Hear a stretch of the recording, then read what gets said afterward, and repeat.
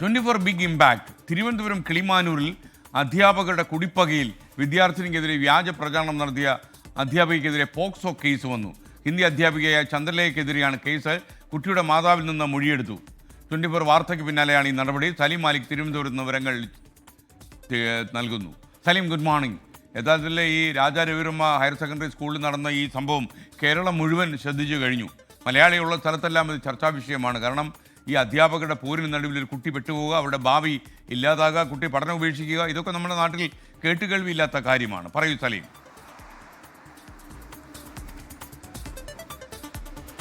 തീർച്ചയായും സംസ്ഥാനത്തെ ആകെ ഞെട്ടിച്ച ഒരു വാർത്തയായിരുന്നു ഇന്നലെ 24 പുറത്തുവിട്ടത്. അതിന് പിന്നാലെ ഈ വിഷയം വ്യാപക ചർച്ചയായി. വിദ്യാഭ്യാസ മന്ത്രി ആ വിഷയത്തിൽ ഇടപെട്ടിരുന്നു. അതിന് പിന്നാലെ അധ്യാപികയ്ക്ക് സസ്പെൻഷനും ഉണ്ടായിരുന്നു.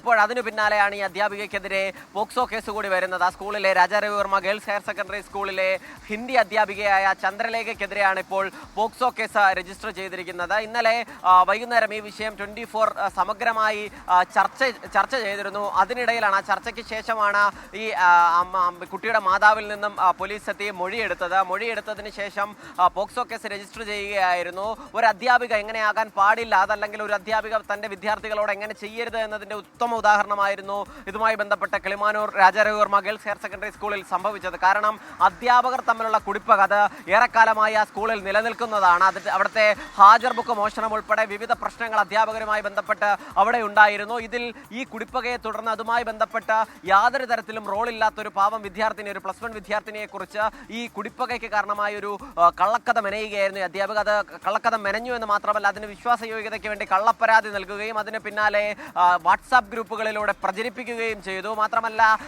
അവിടുത്തെ തന്നെ ചില ഓൺലൈൻ ചാനലുകളുമായി കൂടി ചേർന്നുകൊണ്ട് ഈ വിദ്യാർത്ഥിയെ കൂട്ടി ചേർത്തുകൊണ്ട് ഈ അധ്യാപകനെതിരെ ഇല്ലാത്ത കാര്യങ്ങൾ പറയുകയായിരുന്നു. ലൈംഗിക ചുവയോടെ ഉൾപ്പെടെയുള്ള കാര്യങ്ങളായിരുന്നു ഇവർ പറഞ്ഞിരുന്നത്. അതിലെ പ്രധാനപ്പെട്ട കാരണം ഈ കുട്ടി 4 മാസം അവധി എടുത്തിരുന്നു.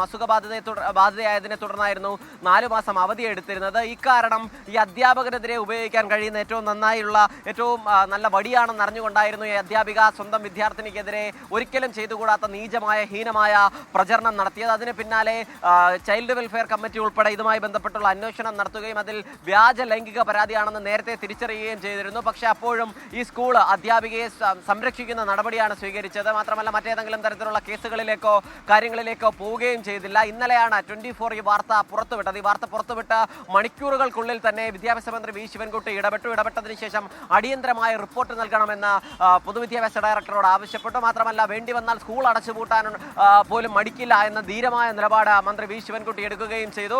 അതിന് പിന്നാലെ സ്കൂൾ മാനേജ്മെന്റിന് അധ്യാപികയെ സസ്പെൻഡ് ചെയ്യേണ്ടതായ നിലയിലേക്ക് കാര്യങ്ങളെത്തി. ഇന്നലെ വൈകുന്നേരത്തോടുകൂടി അധ്യാപികയെ സസ്പെൻഡ് ചെയ്തു. അതിനുശേഷം ഇന്നലെ രാത്രിയോടുകൂടി ഈ മൊഴിയെടുപ്പ് 2 മണിക്കൂറിലധികമാണ് ഈ വിദ്യാർത്ഥിനിയുടെ മാതാവിനോട് പോലീസ് മൊഴിയെടുത്തതിന് ശേഷം പിന്നീട് ഇന്നലെ രാത്രി തന്നെ പോക്സോ കേസ് രജിസ്റ്റർ ചെയ്തിട്ടുണ്ട്. നിലവിൽ അറസ്റ്റ് ഉൾപ്പെടെയുള്ള നടപടികളിലേക്ക് കടന്നിട്ടില്ല. അതുമായി ബന്ധപ്പെട്ട നിയമ നടപടികൾ പുരോഗമിക്കുകയാണ്. കേസ് വിശദമായ അന്വേഷണത്തിന് ശേഷം ഈ സ്കൂളിൽ ഉൾപ്പെടെ അന്വേഷണം നടത്തും. ഇവരുടെ കുടിപ്പകയുടെ കാരണമെന്ത് എന്നതുൾപ്പെടെയുള്ള അന്വേഷണം നടത്തും. എന്തായാലും നേരത്തെ തന്നെ ഈ കുട്ടി ഈ CWSൽ ഉൾപ്പെടെ ഇത് വ്യാജ പരാതിയാണെന്ന് കണ്ടെത്തിയെങ്കിൽ പോലും കുട്ടി പിന്നീട് വിദ്യാഭ്യാസം പോലും നിർത്തുന്ന ഒരു സാഹചര്യം ഉണ്ടായിരുന്നു. +1ലേക്ക് അഡ്മിഷൻ കിട്ടിയിട്ട് പോലും സ്കൂളിൽ പോകാൻ കഴിയുന്നില്ല. ആളുകൾ എന്ത് വിചാരിക്കുമെന്ന് കരുതി സ്കൂളിൽ പോലും പോകാതെ വിദ്യാഭ്യാസം പോലും മുടങ്ങുന്ന ഒരു സാഹചര്യമായിരുന്നു ഉണ്ടായിരുന്നത്. മുടി മുറിച്ച് തന്നെ ആരും തിരിച്ചറിയാതിരിക്കാൻ വേണ്ടി രൂപമാറ്റം വരെ വരുത്തിയാണ് ആ വിദ്യാർത്ഥിനി ഇക്കാലത്തിനിടയിൽ ഈ മാനസിക സംഘർഷം നേരിടുകയും ചെയ്തത്. SKN. ഓക്കെ, സലീം മാലിക്കാണ് വിവരങ്ങൾ നൽകി. ലോകപ്രശസ്തനായ ഒരു ചിത്രകാരൻ്റെ പേരിലുള്ള ഒരു സ്കൂളിലാണ് ഈ സംഭവം നടന്നത്. മാത്രമല്ല ഈ പെൺകുട്ടി അധ്യാപകൻ പീഡിപ്പിച്ചു എന്ന വാർത്ത മാത്രമല്ല, പെൺകുട്ടി സ്കൂൾ വിദ്യാർത്ഥിനി ഗർഭിണിയാണെന്ന് വരെ അധ്യാപകർ തന്നെ പ്രചരിപ്പിക്കുക എന്നൊക്കെ പറഞ്ഞാൽ നമുക്ക് കേട്ടുകഴിവില്ലാത്ത കാര്യമാണ്.